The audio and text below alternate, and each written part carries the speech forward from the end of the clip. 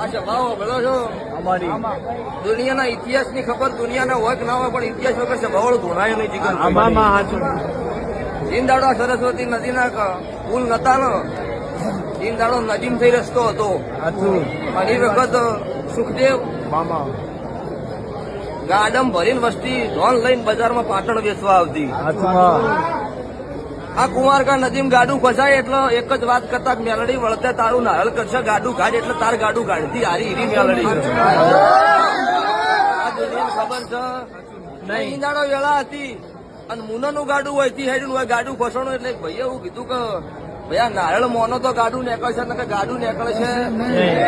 નહીં એટલે એ ભાઈએ નારળ મોન્યું અમારા મુનોનો પ્રજાપતિ હતો બાપો નારળ મોન્યું એનું ગાડું નીકળ્યું એટલે પાટણ જઈને ઘઉં બાજરી વેચીને વળતા જાય એટલે આટલે આવતા એને એવું કીધું કે લ્યો આ